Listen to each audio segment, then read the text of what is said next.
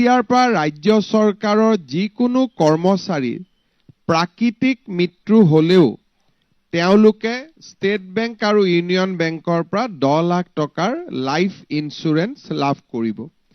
যদি প্ৰাকৃতিক হয়, ডিজিজৰ কাৰণে বেমাৰত মৃত্যু হয়, তথাপিতো চৰকাৰে আগবঢ়োৱা সুবিধাৰ উপৰিও তেওঁলোকে অতিৰিক্তকৈ আৰু 10 লাখ টকা লাভ কৰিব। ইয়াৰ উপৰিও যদি এক্সিডেন্টেল ডেথ হয় 1 কোটি টকা তেওঁলোকৰ পৰিয়ালে পাব। যদি দুৰ্ঘটনাজনিত মৃত্যু হয়, দুৰ্ঘটনাত যদি তেওঁলোক পাৰ্মানেন্ট ডিজেবল হয় 1 কোটি টকা পাব আৰু পাৰ্মানেন্ট পাৰ্সিয়েল ডিজেবিলিটি হলে 80 লাখ টকা পৰ্যন্ত এই দুইটা বেংকৰ পৰা কৰ্মচাৰীসকলে লাভ কৰিব।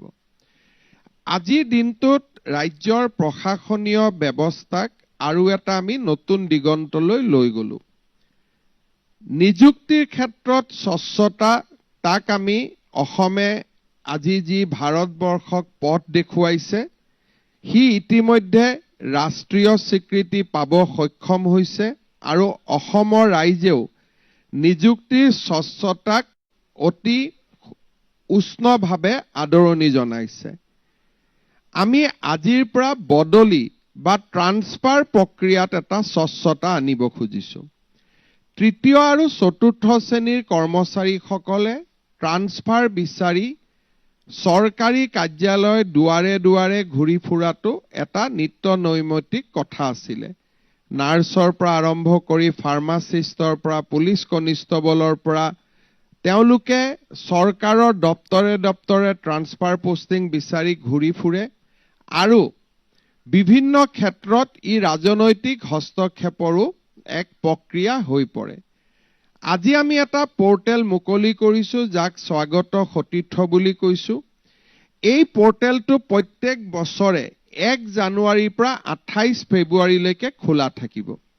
ৰাজ্যৰ তৃতীয় আৰু চতুৰ্থ বৰ্গৰ কৰ্মচাৰীসকলে যিমান কৰ্মচাৰীয়ে আবেদন কৰিব খোজে বদলিৰ 1, 2, 3, 4, 5 5টা অপশন দি 5খন জিলাৰ অপশন দি তেওঁলোকে বদলিৰ প্ৰক্ৰিয়াত অন্তৰ্ভুক্ত হ'ব আৰু এটা পাৰস্পৰিক বুজাবুজিৰে যিমান আমি একমোডেট কৰিব পাৰো, অৰ্থাৎ কোনো এখন ইনষ্টিটিউচনক খালী নকৰোৱা কৰি যদি এখন হস্পিটালৰ পৰা এগৰাকী নাৰ্ছ গুচি আহে তাত সেৱা বন্ধ হৈ যায়, কিন্তু যদি এগৰাকী ওলাই যায় এগৰাকী সোমাই আহে তেতিয়াহ'লে চিকিৎসালয়খনৰ সেৱা বঞ্চিত নহয়।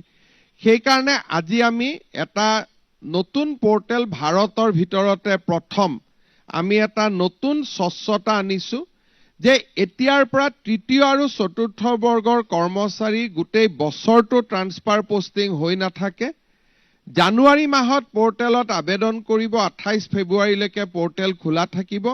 বিহুৰ আগতে 14 এপ্ৰিলৰ আগতে কম্পিউটাৰে ট্ৰান্সফাৰ কৰি দিব, বিষয়াই নহয়।